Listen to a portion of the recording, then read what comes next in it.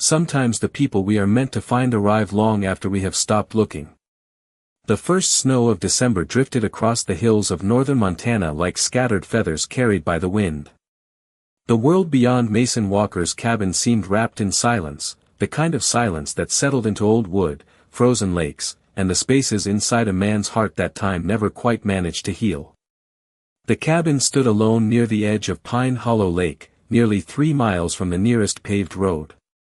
Its weathered cedar walls had endured decades of winters, and its porch faced a stretch of dark water that reflected the changing sky like a sheet of glass.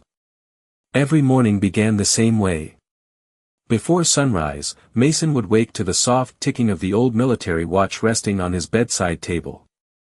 The watch was scratched and faded from years of service, but it still kept perfect time. Some habits never leave a Marine. At 45 years old, Mason carried himself with the quiet discipline of someone who had spent much of his life following orders and carrying responsibilities heavier than most people would ever understand. He was tall, broad-shouldered, and strong despite the silver beginning to appear at his temples. His dark brown hair was cut short. A few lines around his gray eyes hinted at years spent outdoors beneath harsh weather and brighter suns. He lived simply. The cabin had only what he needed. A wood stove. A sturdy kitchen table.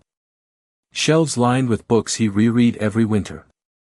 A faded leather chair near the fireplace. The walls held very few photographs. Most had been packed away years ago. Some memories were easier to carry when they remained hidden. Yet Mason was never truly alone. Wherever he went, Duke followed. The 6-year-old German shepherd moved through the cabin with the confidence of a creature who believed the entire property belonged to him. His thick coat blended shades of silver, black, and cream. His amber eyes seemed to notice things long before Mason did. Duke had become more than a companion. He was routine, purpose, and family all at once. Each morning the pair walked the shoreline together. Duke would patrol the edge of the frozen lake while Mason carried a steaming cup of coffee and watched the sky brighten above the pines. Some mornings they encountered deer tracks crossing the snow. Other mornings only the wind moved. Mason preferred it that way. The world asked fewer questions out here. In town, people occasionally invited him to community gatherings or church dinners. He always thanked them politely. Sometimes he even promised he would come next time. Most of the time, he never did. Solitude had become comfortable. Safer, perhaps. Years earlier he had imagined a different future. One filled with voices, family dinners, and children running through a home that felt alive. Life had chosen another path. Somewhere along the way, the dreams faded quietly, like old footprints disappearing beneath fresh snow. Even Duke seemed to understand. The dog never demanded more than the present moment. A walk. A meal. A warm place near the fire. There was wisdom in that simplicity. On the evening everything changed. Winter arrived with unusual force. Thick clouds rolled across the mountains before sunset. The wind swept through the trees, carrying a low whistle that echoed across the frozen lake. Mason secured the storm shutters and stacked extra firewood beside the stove. Duke rested near the fireplace, though his ears twitched occasionally toward the windows. By 9 o'clock, snow was falling heavily. By midnight, the cabin stood alone within a white world of swirling darkness. Mason sat in his leather chair reading beneath the warm glow of a lamp. The fire crackled softly. Duke slept nearby. For a moment, everything felt ordinary. Peaceful. Predictable. Then Duke's head suddenly lifted. His ears stood upright. The dog stared toward the front door. Mason lowered his book. Duke never reacted without reason. The German shepherd rose slowly to his feet and walked toward the entryway. A low whine escaped his throat. Outside, the storm continued to roar across the lake. Mason listened carefully. At first he heard nothing except the wind. Then Duke stepped closer to the door and placed one paw against the wood. His amber eyes remained fixed on something beyond the cabin walls. And a few seconds later, somewhere outside in the darkness, 3 faint knocks echoed through the storm. The sound came again. 3 slow knocks, nearly swallowed by the wind. Mason remained still for a moment, listening. Duke stood rigid beside the door, his gaze fixed forward, every muscle alert but calm. That alone felt unusual. The dog barked at deer wandering too close to the cabin and growled at coyotes along the tree line, yet now he showed neither fear nor warning. It was as if he already knew whoever stood outside. Another gust of snow rattled against the windows. Mason set his book down on the table and crossed the room. The old floorboards creaked beneath his boots. He unlocked the deadbolt and slowly pulled the door open. Instantly, freezing air rushed inside, carrying a swirl of snowflakes that danced through the warm glow spilling from the cabin. For a second he saw nothing but white. Then his eyes adjusted. The porch swing moved gently beneath the weight of a small figure wrapped in an oversized winter coat. A child sat there alone. The boy appeared no older than 8. His dark hair was dusted with snow. His cheeks were pale from the cold, and both hands clutched an old metal box tightly against his chest. The box looked weathered, its brass corners dulled by age. Yet the child held it as if it contained something precious. Duke stepped forward immediately. Mason expected the dog to sniff cautiously or remain alert. Instead, Duke approached the boy and sat beside him without hesitation. The German shepherd lowered his head and leaned gently against the child's shoulder. The boy stirred slightly but did not wake. Mason felt a strange unease settle over him. 3 miles from the nearest road. In the middle of a snowstorm. No vehicle tracks. No lights in the distance. No sign of another person. Yet somehow this child had arrived at his porch. Mason knelt beside him. "Hey there," he said softly. "Can you hear me?" The boy opened his eyes slowly. They were clear blue, bright despite his exhaustion. For a brief moment he simply stared at Mason as if making certain he had found the right place. Then his gaze shifted toward Duke. A faint smile touched his face. "I knew he would recognize me," the boy whispered. Mason frowned. "Recognize you?" The boy nodded once but said nothing more. His voice carried no fear. No confusion. It sounded almost relieved. Mason helped him stand and guided him inside. The warmth of the cabin wrapped around them immediately. Snow melted from the boy's coat and boots as he stepped across the threshold. Duke followed closely behind, refusing to leave his side. The fire crackled softly in the stone hearth. Mason grabbed a blanket from the nearby chair and handed it to the child. "Sit down," he said. "You must be freezing." The boy obeyed without complaint. He settled into the chair near the stove and carefully placed the metal box on his lap. Even then, he never loosened his grip. Mason filled a kettle and set it over the fire. The familiar ritual gave him something to focus on while questions crowded his mind. Finally he sat across from the boy. "What is your name?" The child looked into the flames before answering.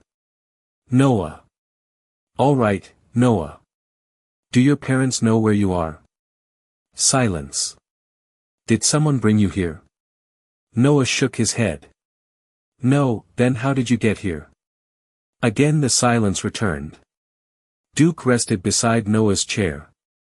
His amber eyes followed every movement. The dog seemed completely at peace. That disturbed Mason more than anything. Several minutes passed before Noah finally spoke again. "You still wear it?" Mason blinked. "Wear what?" Noah lifted one finger toward Mason's wrist. The old military watch caught the firelight. A chill moved through Mason despite the warmth of the room. Very few people had ever seen that watch. Even fewer knew its significance. "How do you know about this?" Mason asked quietly. Noah's expression changed. Not fear. Not uncertainty. Something closer to recognition. Then his eyes drifted toward the hallway leading deeper into the cabin. Duke suddenly raised his head. His ears stood upright. The dog stared toward the stone fireplace behind Mason. A low whine escaped his throat. And for the first time since entering the cabin, Noah looked genuinely surprised. You hear it too, he whispered. For several seconds neither of them spoke. The fire crackled softly inside the stone hearth while snow continued drifting past the windows beyond the warm glow of the cabin. Duke remained motionless, staring toward the fireplace as though listening to something hidden beneath the sounds of the storm. Noah watched the dog carefully. There was a tension in his small face that had not been there before. Mason leaned forward. What do you mean, hear it too? Noah lowered his eyes. His fingers tightened around the edges of the metal box resting on his lap. Sometimes it sounds like someone knocking, he said quietly. Sometimes it sounds like somebody trying to remember something. Mason frowned. The answer made little sense, yet the boy seemed completely sincere. How long have you been hearing it? Noah hesitated. Since she gave me the box. The room grew still. Mason noticed the way Noah spoke those words. Not with fear. Not even sadness. More like someone carrying a responsibility much larger than himself. Who gave it to you? Mason asked gently. For the first time since entering the cabin, Noah's composure began to crack. His gaze drifted toward the dancing flames. Reflections shimmered in his blue eyes. When he finally spoke, his voice sounded smaller than before. Her name was Sarah. The name struck Mason like a sudden gust of cold air. He felt it immediately, though he did not show it. The same name from the old photograph. The same name connected somehow to the envelope and the mystery now sitting inside his cabin. Noah continued staring into the fire. She took care of me. Outside, the wind swept across Pine Hollow Lake, carrying a low whistle through the trees. Mason remained silent. Years earlier he had learned that sometimes the best way to help someone tell the truth was simply to listen. Noah swallowed hard. I used to live in a little white house near the river. It had a blue mailbox and a tire swing hanging from a maple tree. A faint smile touched his face for a moment. Sarah always planted sunflowers in the spring. She said they followed the light because they trusted it would come back. His smile faded. After a while it was just me and her. Mason felt his chest tighten slightly. Duke had left the fireplace now. And settled beside Noah's chair. The German shepherd rested his head against the boy's leg. Noah absent-mindedly ran his fingers through the dog's fur. She was always coughing near the end, he whispered. She tried not to let me notice. The fire popped softly. But I knew. Mason looked down. He understood that kind of quiet suffering. The kind people carried so others would not worry. Noah took a shaky breath. Every night she would sit beside the window and watch the stars. Sometimes she talked about someone she knew a long time ago. Mason felt his pulse slow. Who? Noah lifted his eyes. You. The word hung in the air. Neither man nor dog moved. She said there was once a good man who helped people even when nobody noticed. She said he carried sadness around like a heavy backpack but kept walking anyway. Noah wiped at one eye quickly. Whenever things got hard, she would tell stories about him. Mason looked toward the fire. He did not know what to say. The version of himself Noah described felt distant. Almost like another person entirely. A few weeks ago, Noah continued softly, Sarah gave me the box. His fingers rested on the weathered metal lid. She told me if anything happened, I had to bring it here. To me? Mason asked. Noah nodded. She said you would know what to do. The cabin seemed quieter than ever. Even the storm outside appeared distant. Mason glanced toward the metal box. Questions crowded his mind. Why him? Why now? Why had Sarah waited so many years? Noah drew a slow breath. The last morning I saw her, she asked me to promise something. His voice nearly broke. She said no matter what happened, I had to find the cabin by the lake. Duke suddenly lifted his head. His ears stood upright once more. A faint scraping sound echoed from somewhere behind the stone fireplace. Noah froze. Mason heard it too this time. The sound came again. Slow. Deliberate. As though something hidden behind the wall had just moved. The sound came again, faint but unmistakable. A slow scrape hidden somewhere behind the stone fireplace. Duke was already on his feet.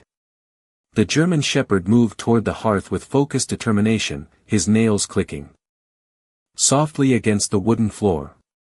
Noah watched him with wide eyes. Mason rose from his chair and crossed the room. For a moment nobody spoke.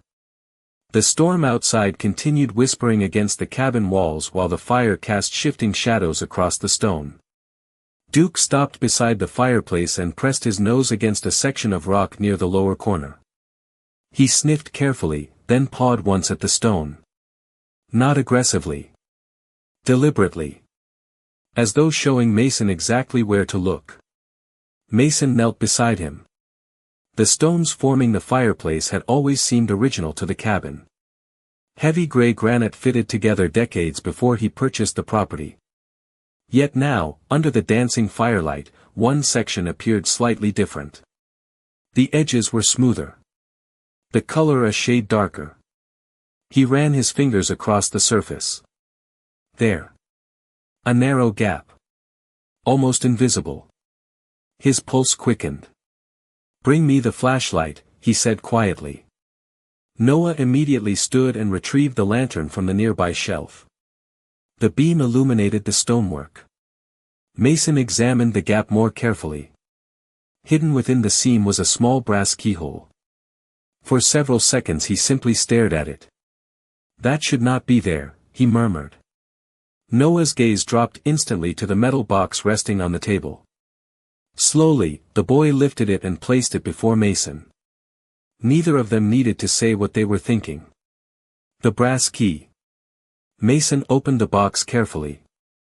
Inside lay the photograph, the envelope bearing his name, and the small brass key Noah had carried through the storm. The metal looked old but well cared for. Almost as if someone had polished it before placing it inside. Noah swallowed nervously. "Sarah told me not to lose it." Mason picked up the key. It felt unexpectedly warm in his hand. The room seemed to grow quieter as he inserted it into the hidden keyhole. The mechanism resisted at first. Then came a soft click. Somewhere inside the wall, old gears shifted. A low grinding sound echoed through the stone. Dust drifted from the edges of the fireplace.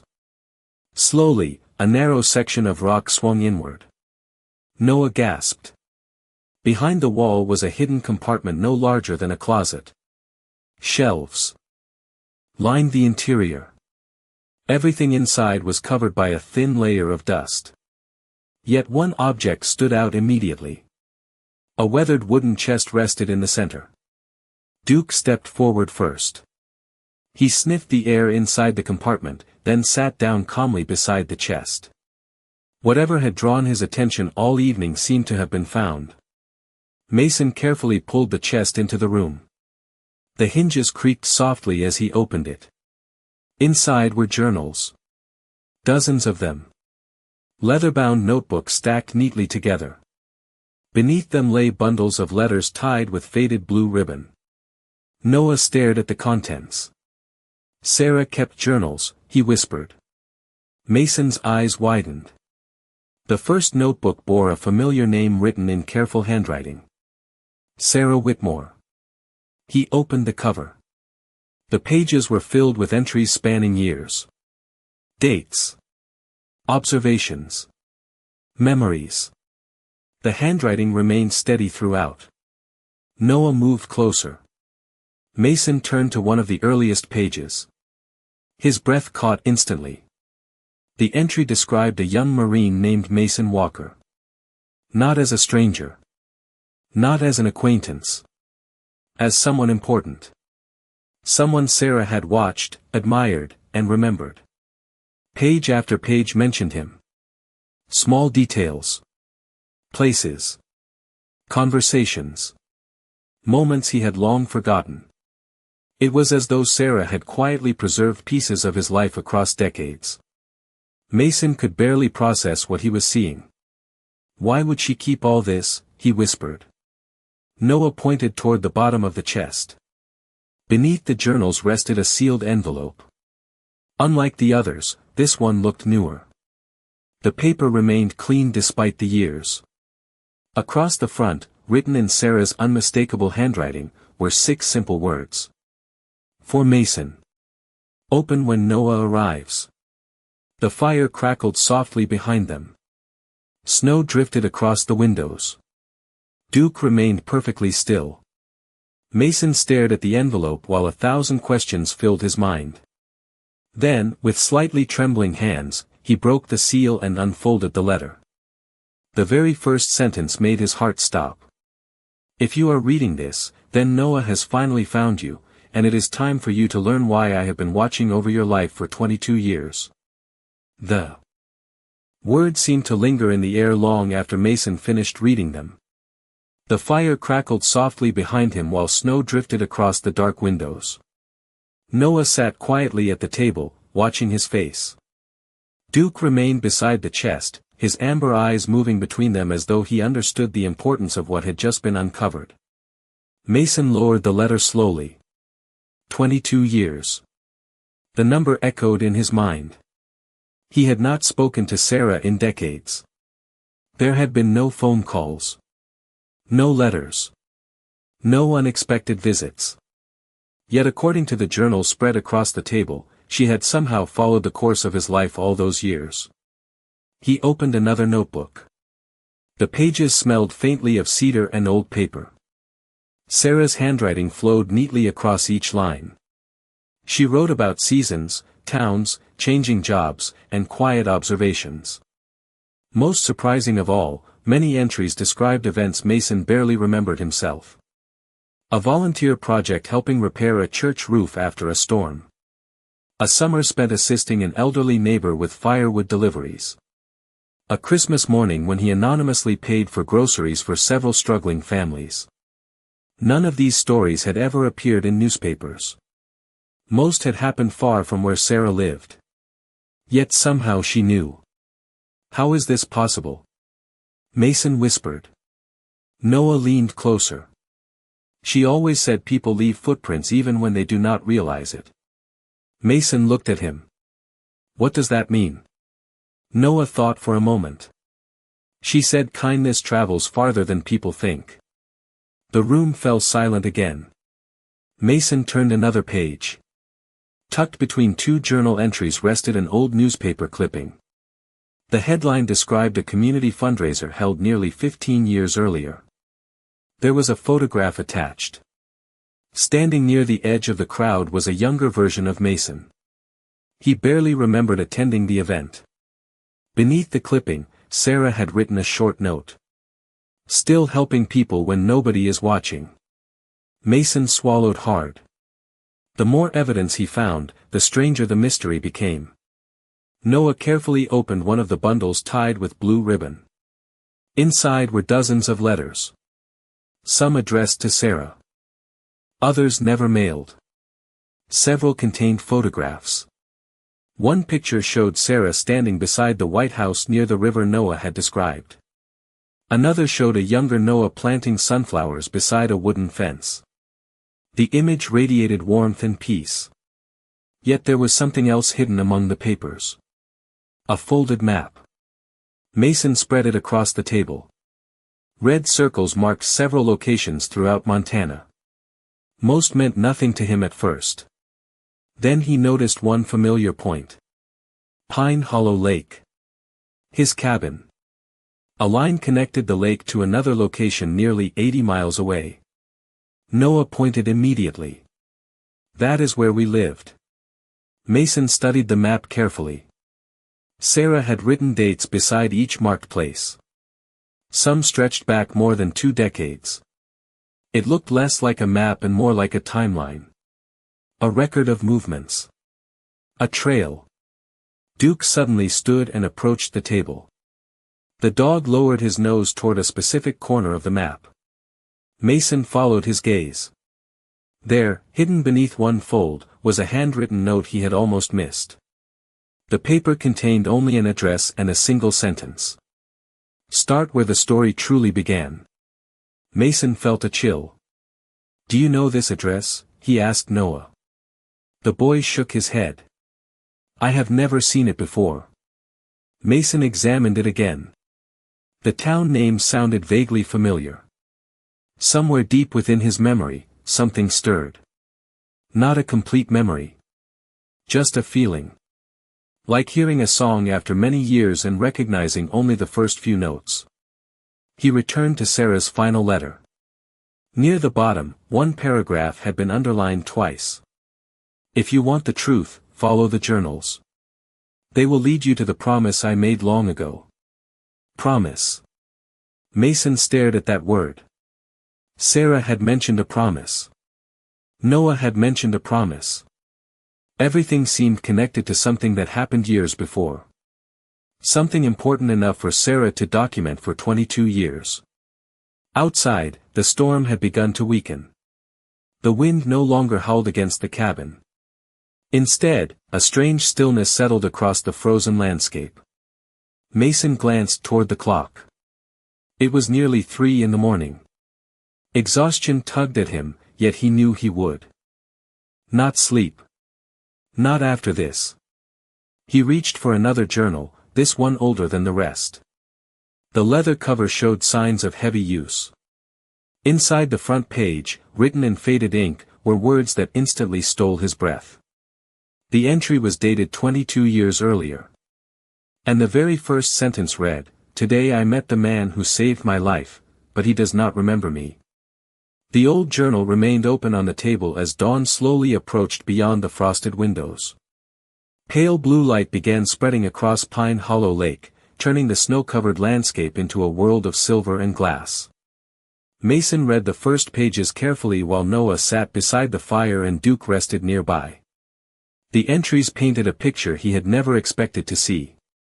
22 years earlier, Sarah had been struggling through one of the hardest seasons of her life when a young Marine passing through town had stopped to help a stranded stranger during a winter storm. To Mason, it had been a small act of kindness soon forgotten. To Sarah, it had changed everything. Yet as he continued reading, a new name began appearing throughout the journal. Richard Voss. The name surfaced repeatedly beside notes written in darker ink. Unlike the warmth that filled the pages whenever Sarah mentioned Noah or Mason, every reference to Richard carried caution. Concern. Unease. Mason turned another page. Sarah described Richard as a wealthy developer who had spent years attempting to purchase properties throughout the river valley where she lived. Several residents had sold their land. Others refused. Sarah was among those who refused. According to the journal, Richard believed something valuable was hidden beneath portions of the valley and had invested years trying to gain ownership of the surrounding properties.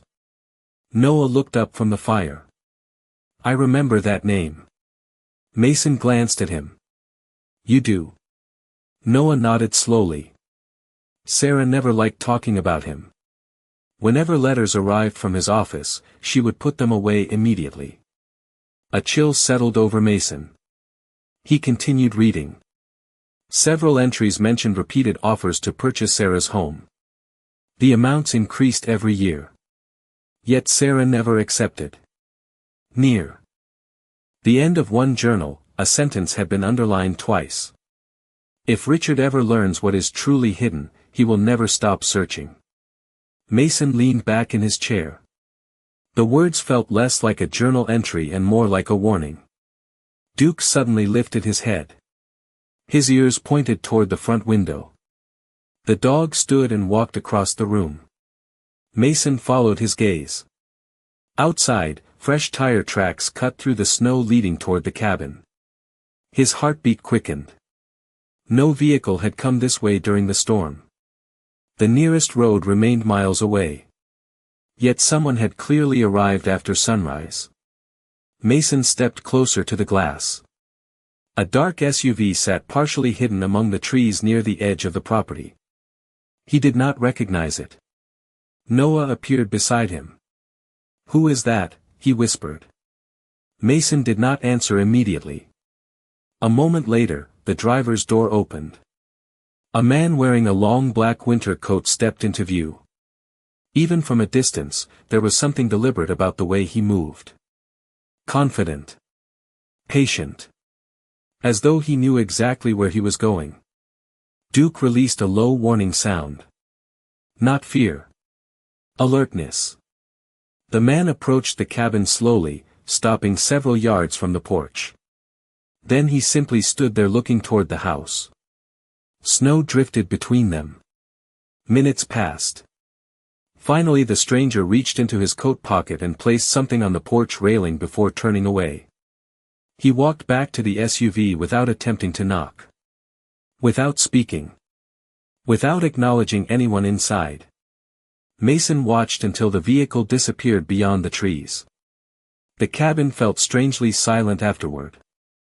Duke remained near the door. Noah looked worried. "Do you think he knows I am here?" Mason opened the door carefully and stepped onto the porch.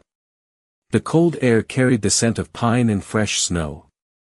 Resting on the railing was a single white envelope. No stamp. No return address. Only 2 words written neatly across the front. For Noah. Mason carried it inside. The fire crackled softly as all 3 gathered around the table. Noah stared at the envelope but made no move to open it. Slowly, Mason turned it over. On the back flap was a symbol drawn in black ink. The exact same symbol that appeared beside Richard Voss's name throughout Sarah's journals. The envelope remained unopened on the table while morning light slowly filled the cabin. Outside, the storm had passed, leaving behind a world washed clean by snow and silence. Pine Hollow Lake shimmered beneath a pale winter sky. Yet inside the cabin, tension settled over everything like an approaching shadow. Noah stared at the symbol on the envelope. His fingers trembled slightly. Mason noticed immediately. "You have seen it before," he said. Noah nodded. "It was on some of the letters Sarah never wanted me to read." Duke lay near the door, but unlike his usual calm posture, he remained alert. Every few moments his ears twitched toward the windows. Mason finally picked up the envelope and carefully opened it. Inside was a single sheet of paper. No greeting. No signature. Just a short message typed in black ink. "Noah belongs with us. The journals belong to us. Bring both to the address on the map before sunset. Do not involve anyone else." For a long moment nobody spoke. The fire crackled softly behind them. Mason folded the letter and slipped it into his pocket. "We are not going anywhere until we understand what this is." Noah lowered his gaze. What if they know something about Sarah? The question lingered in the room. Mason could not dismiss it. Every answer seemed tied to Sarah. Every clue pointed toward the hidden story she had spent 22 years protecting. He looked at the map spread across the table. The address Sarah had marked sat 80 miles away in a small mountain town called Ashford Ridge. The same location connected by red lines to nearly every major event recorded in her journals. Whatever had started all those years ago appeared to lead there. By late afternoon they were on the road. Mason drove his aging pickup truck through winding mountain highways while Duke sat alert beside Noah in the back seat. Snow-covered forest stretched endlessly on both sides. The winter sun hung low above the peaks, bathing everything in gold. Along the way, Mason read sections of Sarah's journals whenever they stopped. A clearer picture slowly emerged. Richard Voss. Had spent decades searching for something hidden in the valley. Not money. Not land alone. Something connected to an old trust established many years earlier. Sarah had discovered the truth by accident. From that moment forward, she had protected it. More importantly, she had protected Noah. As evening approached, they arrived at Ashford Ridge. The town seemed frozen in time. Historic brick buildings lined the main street. Snow rested on rooftops and church steeples. Smoke drifted from chimneys into the fading light. Yet the address on the map led them beyond town limits to an abandoned estate overlooking the valley. The property sat atop a hill surrounded by ancient pine trees. Its stone walls glowed amber beneath the setting sun. Duke's posture changed immediately. The German shepherd stood and pressed his nose against the window. Mason noticed. "You sense something, boy." Duke gave a low rumble. Not fear. Recognition. They parked near the front gate. The estate appeared empty. No lights. No vehicles. Only silence. Yet as they approached the front entrance, the massive wooden doors slowly opened inward. Noah stopped walking. "I do not like this." Mason placed a reassuring hand on his shoulder. "Stay close." Inside, the entrance hall stretched 2 stories high. Dust floated through beams of fading sunlight. At the far end of the room stood a single man. Tall. Gray-haired. Immaculately dressed. Richard Voss. He looked exactly as Mason imagined. Calm. Patient. Certain of himself. "Thank you for coming," Richard said softly. His voice carried through the hall with unsettling ease. "I was beginning to think Sarah had hidden everything too well." Noah stepped closer to Mason. Duke moved directly in front of the boy. Richard's smile faded slightly at the sight of the dog. "Interesting," he said. "Even now, the guardians remain loyal." Mason's eyes narrowed. "You know why we are here.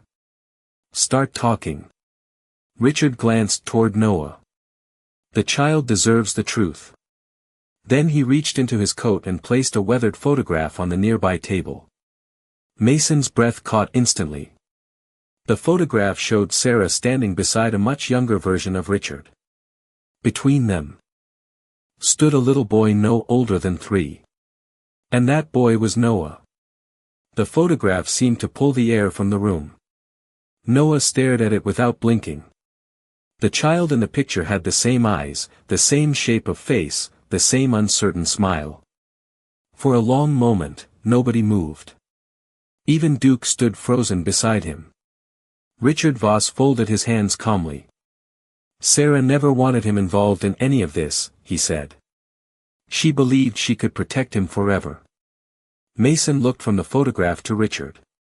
"Protect him from what?" Richard's expression changed. The confidence remained, but something heavier appeared beneath it. Regret. From the mistakes made long before he was born. The fading sunlight poured through the tall windows, casting long shadows across the floor. Outside, the pine trees swayed gently in the evening wind. Inside, decades of secrets were finally beginning to surface. Richard stepped toward an old oak table and opened a leather folder. Inside were documents, letters, and legal records. 23 years ago, Sarah's father established a charitable trust, he explained. Its purpose was simple. Preserve the valley. Protect the land. Support struggling families who lived there. Mason listened carefully. Richard slid several papers across the table. The trust controlled thousands of acres and substantial financial resources. More than enough to change lives for generations. Noah stared at the documents. "What does that have to do with me?" Richard looked directly at him. "Everything." The room fell silent. Richard took a slow breath. "You are the sole beneficiary." Noah blinked in confusion. Mason frowned. "That is what Sarah was protecting." Richard nodded. Many people believed the trust had disappeared years ago. In reality, Sarah became its guardian. When she learned she was becoming ill, she created a plan to ensure the trust survived. Duke quietly moved closer to Noah.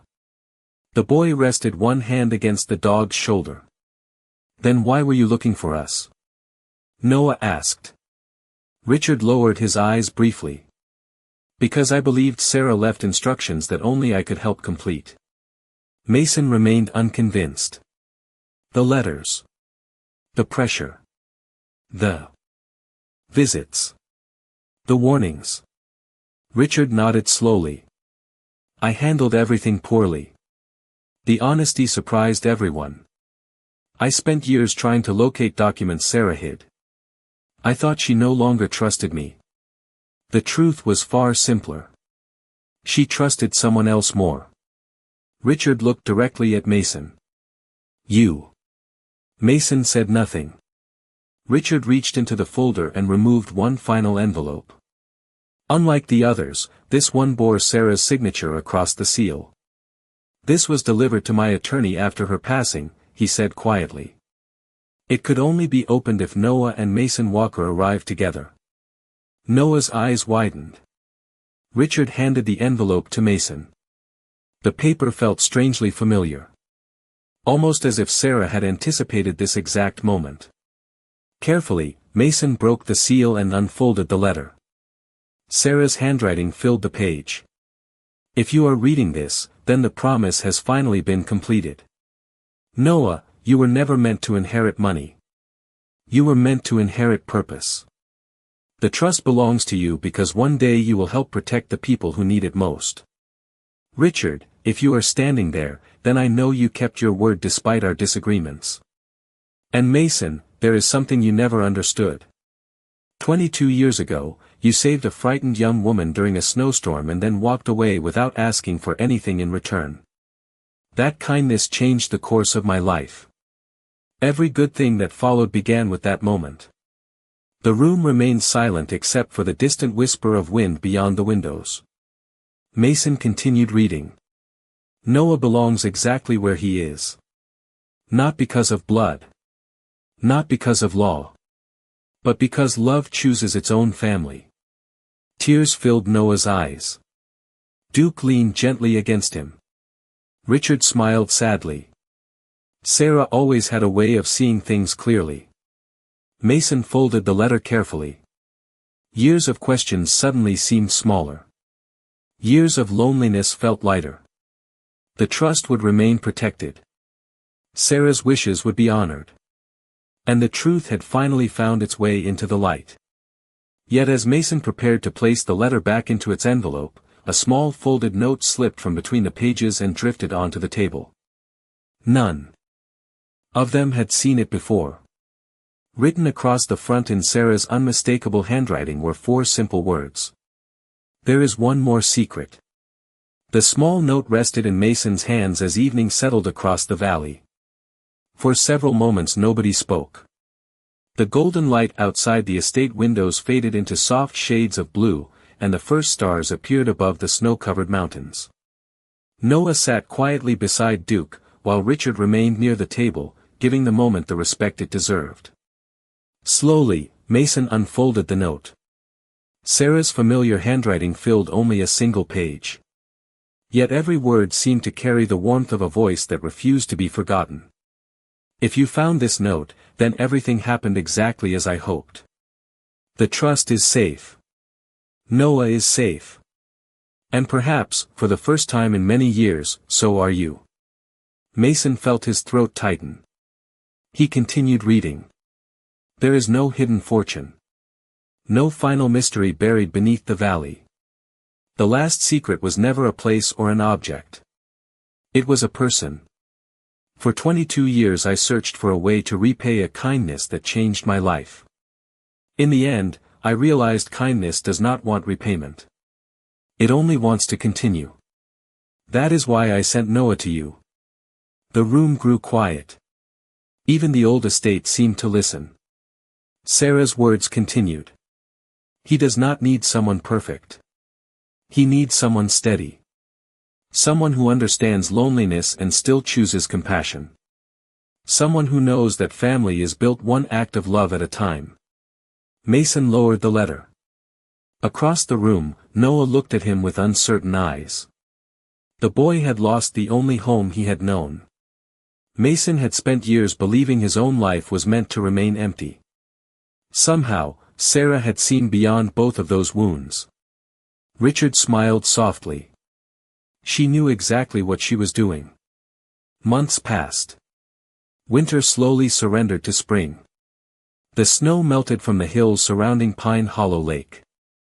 Fresh grass appeared along the shoreline. The cabin changed too.